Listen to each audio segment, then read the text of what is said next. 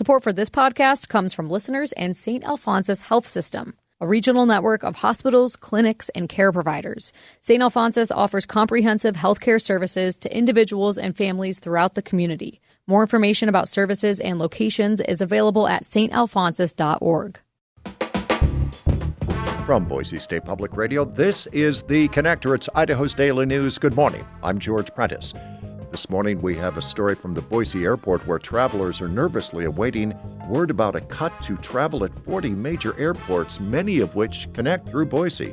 We'll also tell you about concerns about a new massive Amazon facility in our area.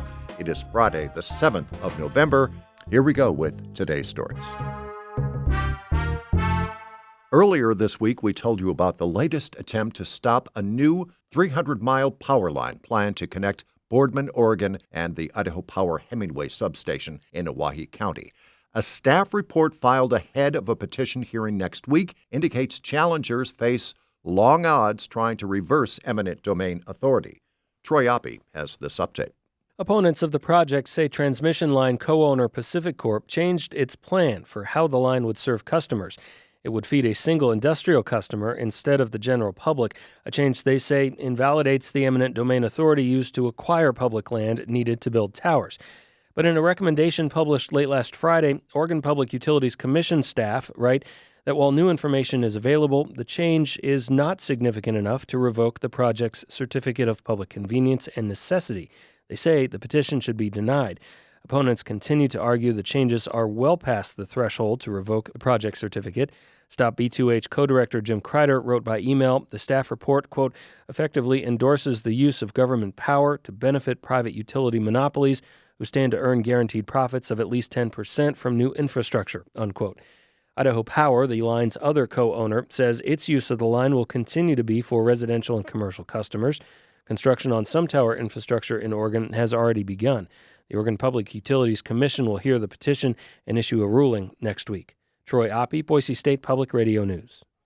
We do not have new job numbers this week because of the government shutdown, but there is plenty of economic conversation in north central Idaho.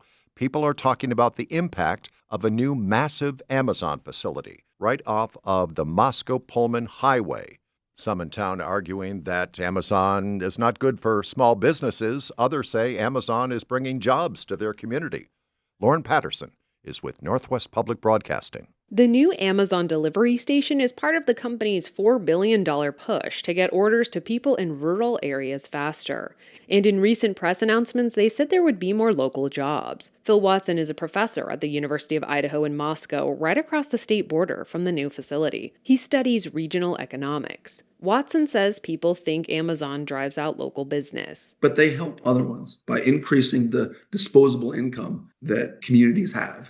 Watson says people can save money buying cheaper basics on Amazon like diapers and pet food. That saves more money they might spend locally on stuff like going to a restaurant. Jobs for delivery drivers have already been listed online in both Moscow and Pullman. Amazon has faced criticism over its labor practices in the past. Last year, the U.S. Department of Labor and OSHA tasked the company with improving safety measures for workers. This would apply to the new delivery station. I'm Lauren Patterson, reporting. Idaho travelers are nervously awaiting the impact of the Trump White House plans to slash travel by at least 10% at 40 major airports, including Salt Lake City and Seattle, two essential connections for travelers out of Boise. It's a spider's web, and if you tug on one string, you're going to have situations where it affects everything else. Even if the string doesn't break, there can still be a twang, and it can kind of make its way down the line and have a ripple effect across the web. This is Matthew Condi. He is Government and Public Affairs Director at AAA Idaho. And that's the situation that may happen, because if you're talking about at least the current plan for an eventual 10% reduction in 40 of the busiest airports in the country, then you're talking about a lot of connecting flights possibly being impacted and things of that nature. But we're seeing some of those things happening now.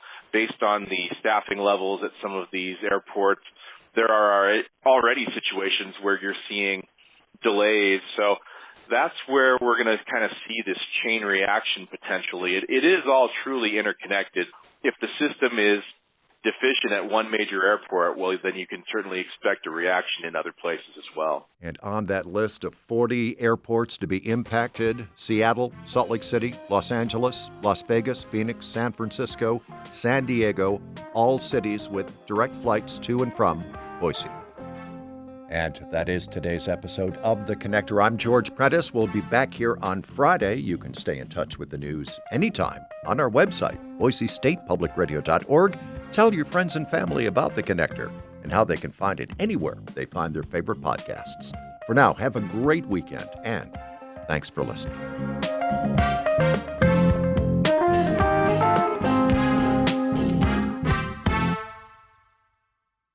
Sources and methods, the crown jewels of the intelligence community. Shorthand for how do we know what's real? Who told us? If you have those answers, you're on the inside, and NPR wants to bring you there. From the Pentagon to the State Department to spy agencies, listen to understand what's really happening and what it means for you. Sources and Methods, the new national security podcast from NPR.